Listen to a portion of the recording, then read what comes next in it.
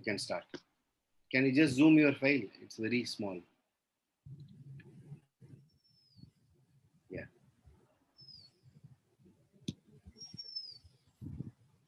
Slightly more. Good. That's fine. Okay. So mainly to study the trace class operator, so some properties of Hilbert-Smith operator is required. So for that reason, so I define Hilbert-Smith operator and give some properties. So now now the proposition 0.0.1. So for a linear operator T between two Hilbert space, bounded linear operator between two Hilbert space, that's if this linear operator satisfies the following three conditions, so then this operator is called Hilbert-Smith operator, and if Hilbert-Smith operator, and the hello. Go ahead. Sorry. And the third part of the proposition that ensures that by the third part of this proposition we can define the Hilbert-Smith norm, and this norm is denoted by norm T2 and summation of this, and the collection of all Hilbert-Smith operators from H1 to H2 between two Hilbert space is B2 H1 H2. And now we give some properties of the Hilbert-Smith operator. Wait a minute. Go above. Slightly go above. Show the proposition. Your first one and the third one are same, no?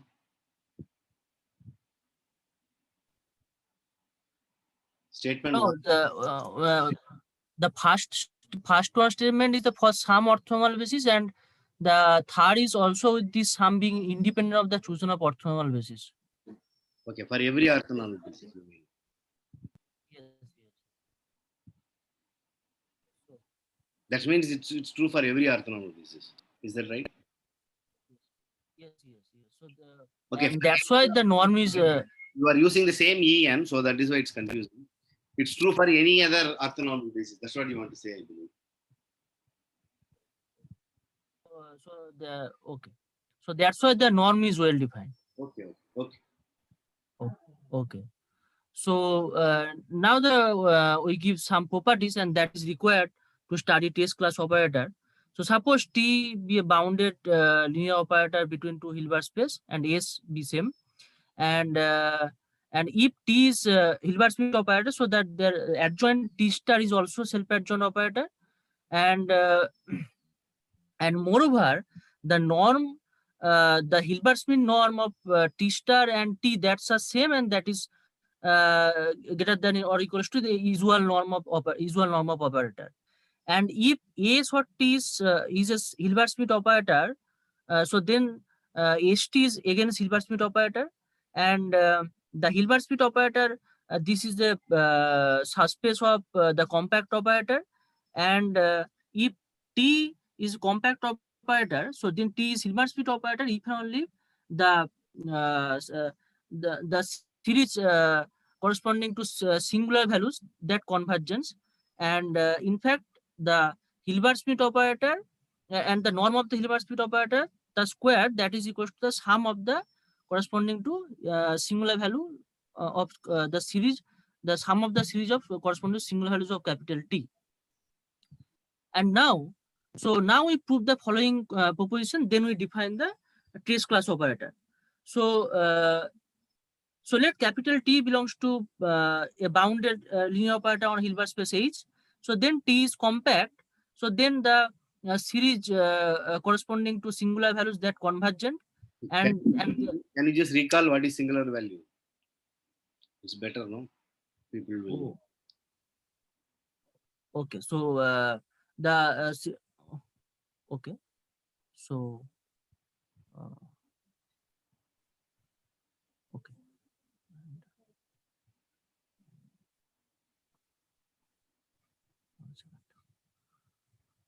So can I use book or you can just directly say, that's fine. Okay, so continue this. No, just say what is singular value, no? See, it was done yesterday, but still day before yesterday, I think. So what is singular value? I'm just asking.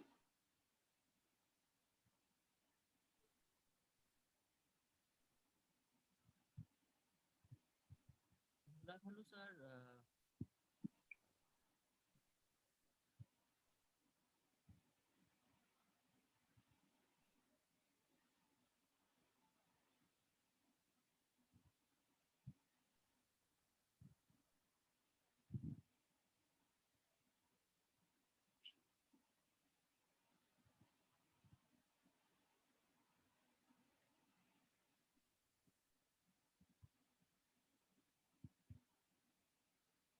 I think S and T is the eigenvalues of a T star T, no? yes, yes. Eigenvalues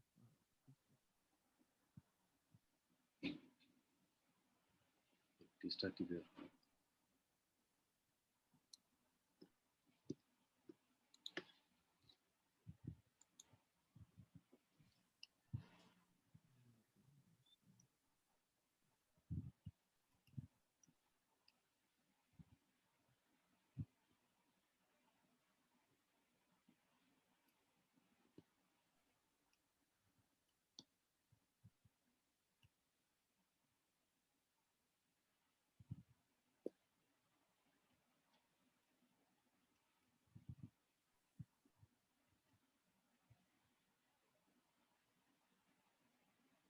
just a minute.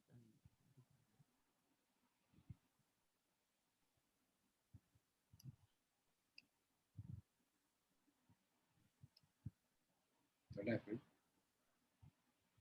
Yeah, just yes.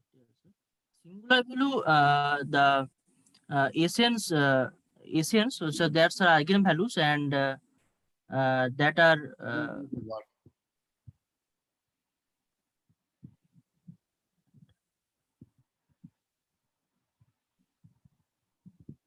so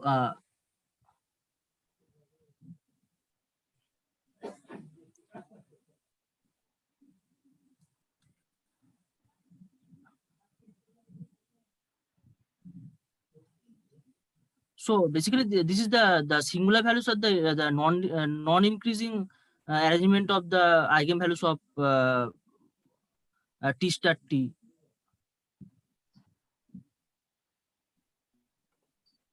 It's just the eigenvalues of T star T, you're saying? Non-increasing arrangement of the eigenvalues of T, mod T. Okay. Of mod T, T star T power half. Yes, yes, mod T. Okay, go ahead. Okay. So next there exists Hilbert-Smith operator H1 H2 such that T equals to H1 H2, and the series corresponding to this inner product that convergent for any pair of Xn and Yn orthonormal set in Hilbert space H. So for this first we assume one and then we prove two. So since T is compact, so then T has singular value decomposition. So therefore T can be expressed as summation of Sn T Xn bar tensor Yn. Xn bar tensor Yn is the rank 1 operator, and B singular value decomposition of T, and let capital H1 equals to this and capital H2 equals to this. So then then the HI, then the HI, sorry, dash, so it's a mistake. So then the HIs are the Hilbert-Smith operator, and basically the singular value decomposition of HIs are these are the singular value decomposition of HI, and hence SNHI that is equals to SNT the half, I equals to 1 to 2, and summation of SNHI the square that is equals to summation of SNT and less than infinity. And if we product H1 and H2, so then then it easily follows that T equals to H1 H2. And so therefore T is the product of two Hilbert-Smith operator. And now if we assume 2, that T can be expressed as product of two Hilbert-Smith operator, so then to prove 3, we use the Cauchy-Squarge inequality once in H2 and another once in L2. So for this, so summation of Txn, the mod value of the linear product Txn Yn, and now we put the values of T equals to H1 H2. So then this less than equals to summation of mod of H2 Xn and H1 star Yn. And now if we apply the so now if we apply the Cauchy-Squarge inequality on H2, so then this is less than or equals to You missed something there. yes. So here is the H1 star is missing. So this is less than equals to this, and this is again the if we apply the many things are missing, I think. Is it square whole power half? You want to get the Hilbert's-Smith norm, no? So you have missed out the square and whole power half, something like that. What are you using? I don't understand. That is less than or equal to the individual norm, norm H2 X1, norm H1 star Y1. First, you are applying the Cauchy-Schwarz inequality for the product, for the inner product, the usual inner product. Then you are using the Cauchy-Schwarz inequality for the L1, I believe. Then you get, so you are using Cauchy-Schwarz. The square is missing. Once in H2 and once in L2, you are written. Okay, that's good. Once in H2 and once in L1, and you missed out many things there. Square is missing. Yeah, H2 Hn square whole power half and summation H1 also H1 star. Also the square. Yeah, H1 star Y2, and then that is norm of H1 star case. Yeah. Yes. So then we apply the on L2. Yeah, but you should have written more details in the earlier proof of 1 also, because see, just by looking at it, people can't do it. No, you have to do the calculation. So you should have written that. In a book, maybe one can write like that. But when you give a talk, you should write more details there. See, it is not clear how you compose and how you get all those answers. No?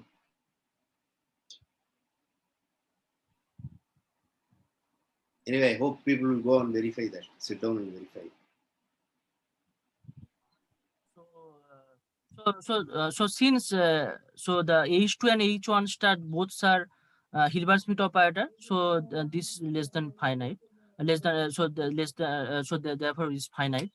So therefore the corresponding series, therefore the series mod of T inner product Tx and Yn, this is convergent for any orthonormal sets X and Yn. So now to prove 3 implies 1, that means that if for any orthonormal series X and Y and that are convergent, for any orthonormal sets, this series is convergent. We prove that T is compact and this. So to prove this, so here I use the characterization of compact operator. So we know that T is compact. So if and only if mod T is compact, and if and only if the range of this operator is the range of this operator is finite dimensional for any epsilon greater than 0. So so again here I use lemma without proof. So if this series is convergent for any pair of Xn for any pair Xn and Yn orthonormal sets in H. So then any doubt one can ask, because we used a different, when I did compact operators, I didn't use this rotation M epsilon, but that is the same thing here. See, that is just since the eigenvalues will go to 0, okay, only finitely many of them will be outside this epsilon infinity, and with eigenvalues greater than epsilon infinity, only finitely many of them will be there. And some of those projections, eigenvalue, some of those eigenspaces, those projection will be this M epsilon. So which is a finite dimension. Okay, we have proved that if we, the eigenvalues goes to 0, lambda n goes to 0. So if you, for any epsilon, the number of lambda n's greater than this epsilon will be finitely many.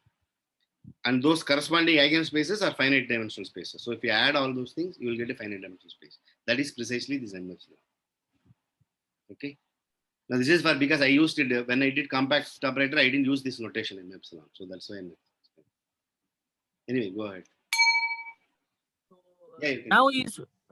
Now we use lemma.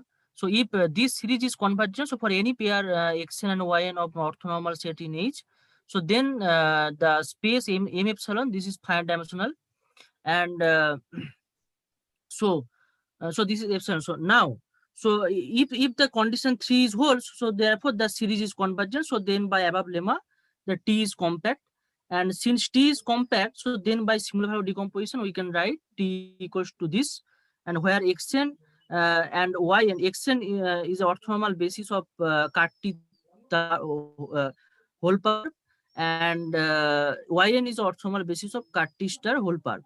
So now if we apply this x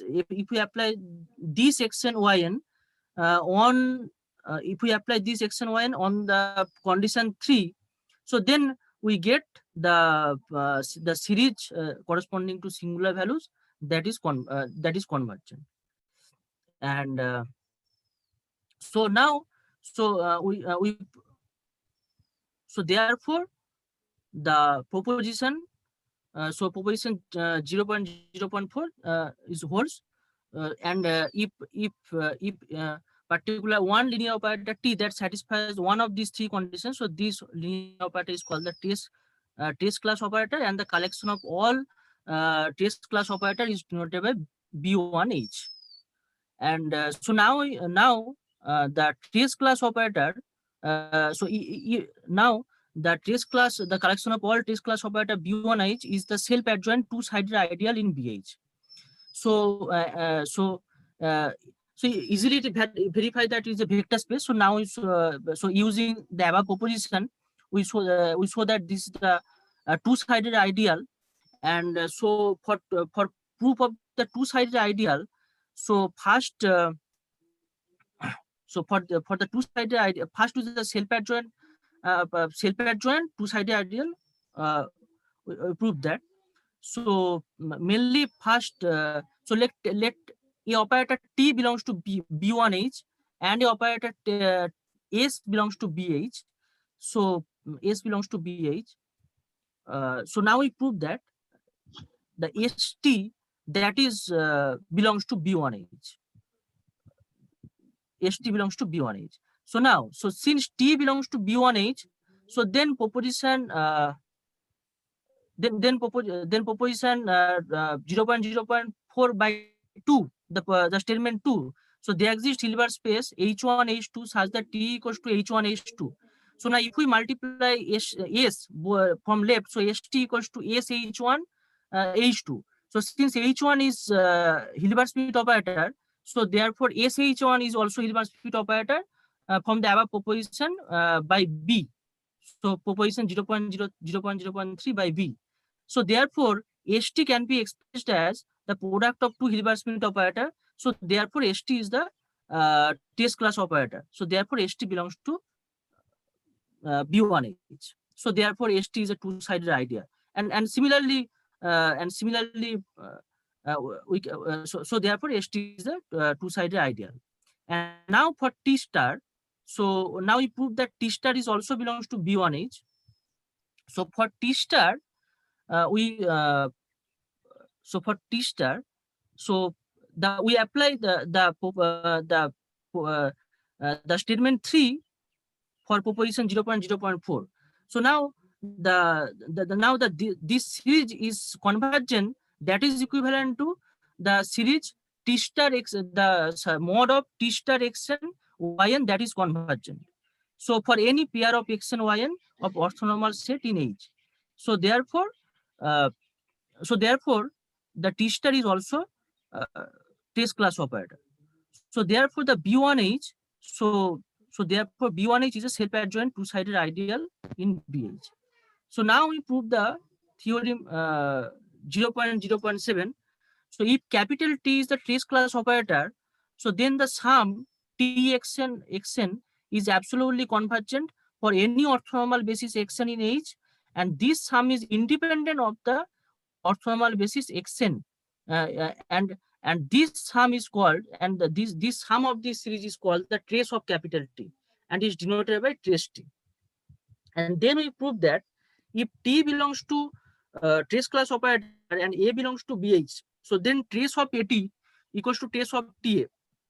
So now one remark, since B1H is two-sided ideal, so therefore AT and TA both side belongs to B1H.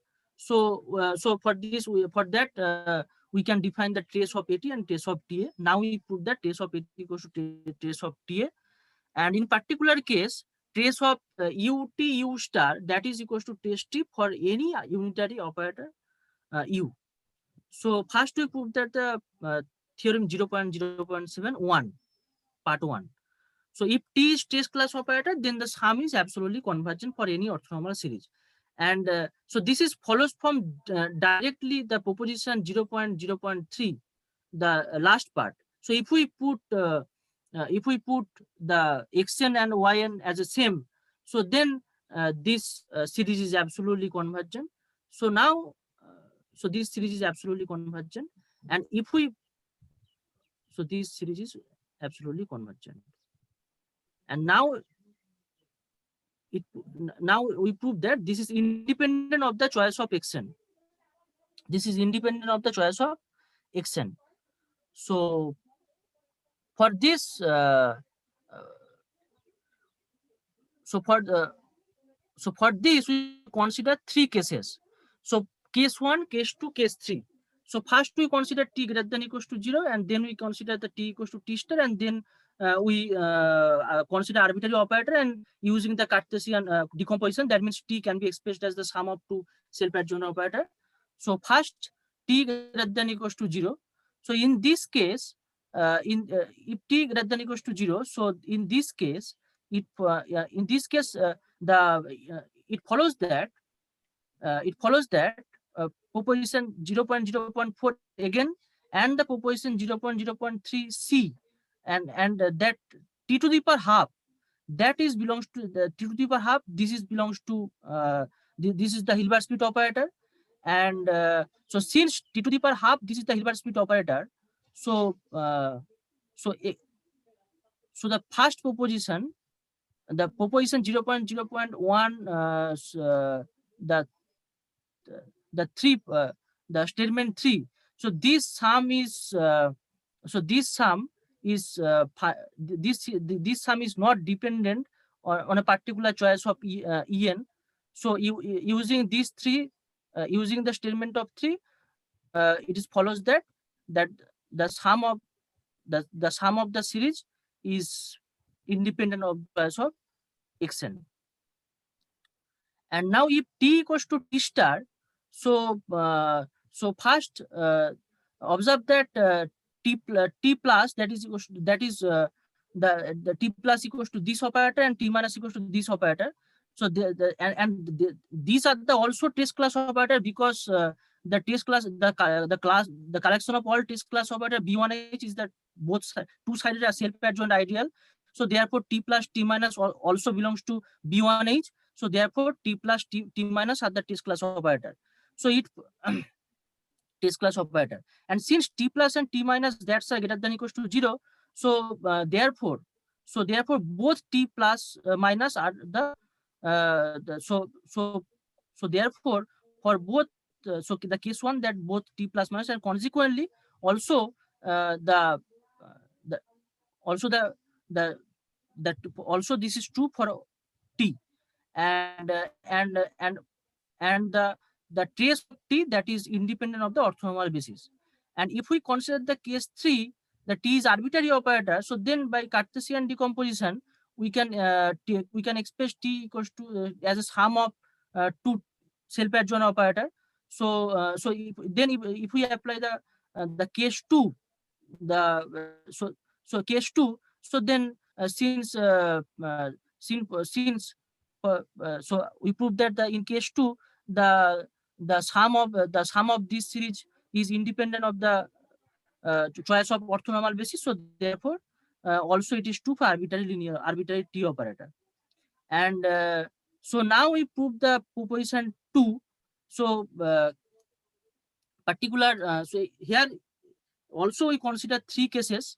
So what is the statement of 2? The if T belongs to B1H and A belongs to BH, so then we put the trace of AT that is equals to trace of TA, and in particular trace of UT U star that is equals to trace of T for any unitary operator U. So if T equals to greater than equals to 0, so in this case, so since T is again compact operator, so then by singular value decomposition, we can express T equals to this for some orthogonal basis XM that is also belongs to car theta whole power. And now since XM belongs to car theta whole power, so then it can be extended to a orthonormal basis En for H, and note that for those En that are not equals to XM, so then definitely En that belongs to cut T, and so therefore T of En equals to 0. So now we calculate trace of AT and trace of TA. So now trace of AT. So the trace of AT equals to the summation the AT En, and so those En does not belong to those En not belongs to XM, that is not equals to XM. So and since T of En equals to 0, so that term vanishes, and that is equals to summation of summation of over M, the inner product AT XM, and now since since SMT is an eigenvalue of T, eigenvalue of mod T and T greater than equals to 0. So therefore SMT is the eigenvalue of T. So therefore then SMT then this can be written as the summation of SMT AXM XM, and similarly we can compute trace of TA, and trace of TA that is equals to the sum of inner product T of En, and so that is equals to En equals to T of En, because T is positive, that means also self-adjoint. So therefore so again SMT again those term are cancelled corresponding to for which T of En equals to 0. So again that is equals to SMT inner product AXM XM. So therefore trace of AT equals to trace of TA, and now again T equals to T star.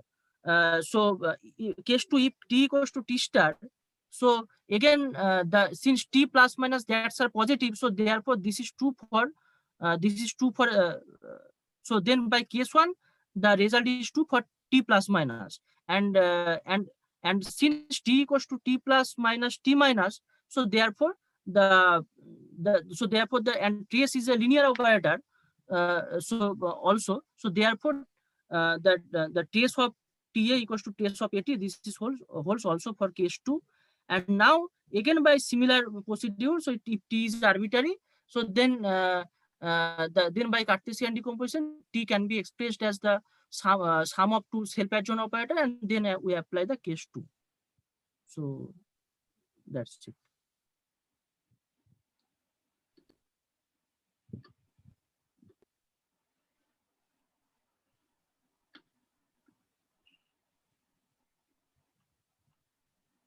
Hello? Yeah, go ahead. So this is that's it.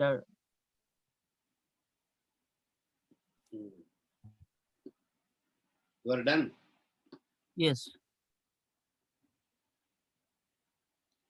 Okay, there is only one person. No question. Any question? Agilan? No, sir. No, okay. Okay, we'll end this. I will do some of these things again. This seems to be a slightly longer process. It can be done easily, I believe. So I may do it again. Okay. So I end the session today. Thank you, sir. Okay, bye. Thank you.